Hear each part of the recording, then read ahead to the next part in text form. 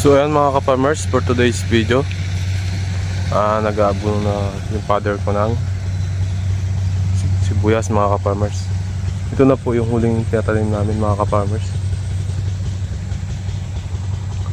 So isang linggo pa lang ay inabuno na namin mga ka-farmers para bumula siya. So 4 ang nilagay namin mga ka-farmers, 0060 at yung triple ammonium 1620.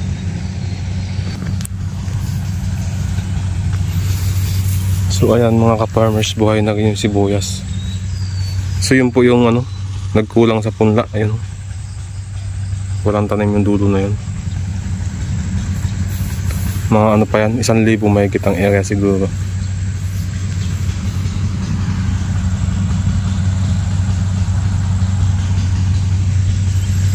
Yun yung iba doon, maberde na. Ayun, maberde na yung kanila. May mga basal kasi yung mga yan mga ka-farmers.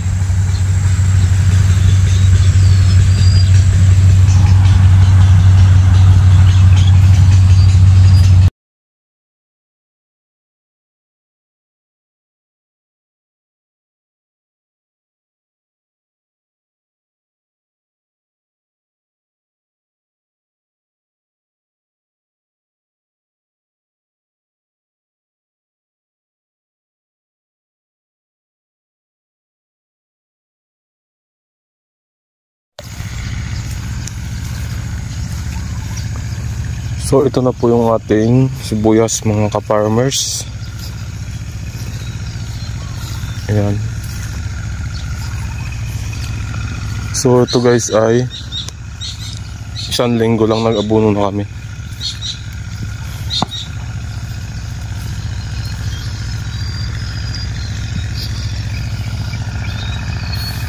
Ayan, dahil wala siyang basal, binanatan na namin ng 1 linggo.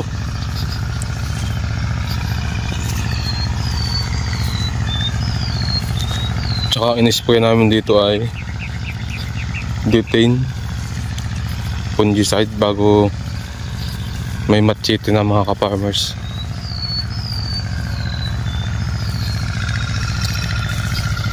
So ang machete kasi ay mabilis magpa ng talbos, pausbong.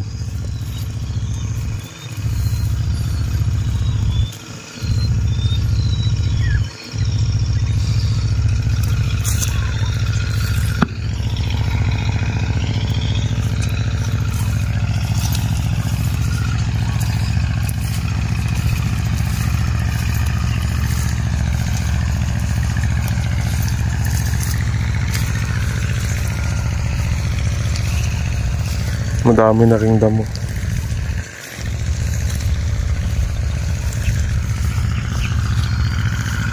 So yung kabila maberde na. May mga basal kasi yung mga yun.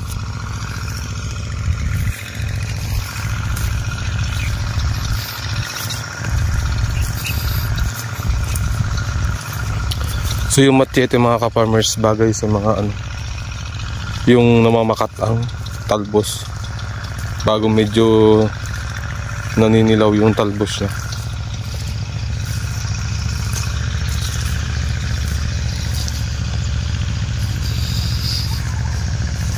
Yan, madami na rin damo. Maliliit. Isprayin na. So ito kasi hindi pa na-isprayan ng ng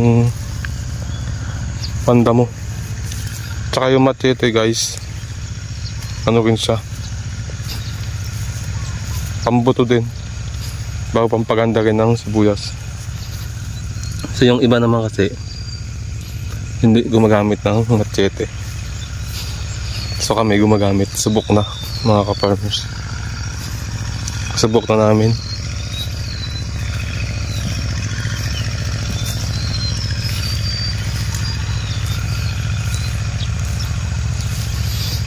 Daming abuno.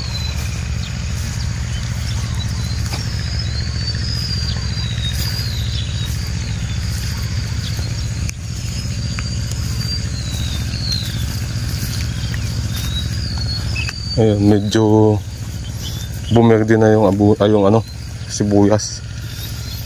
So anong natubigan siya. Ang daming pala yung tumubo.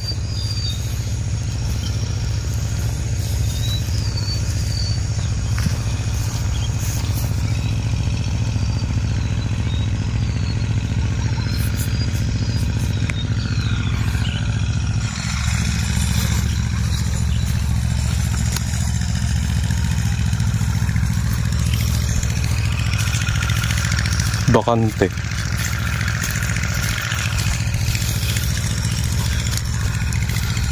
Ayan guys, nag-prepare sila.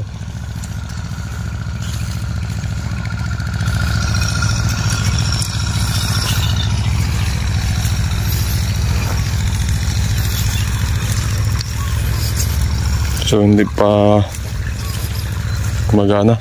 Sunog pa ang dahon. Gawa nung isang linggo pa lang yan. Nabunuhan na namin.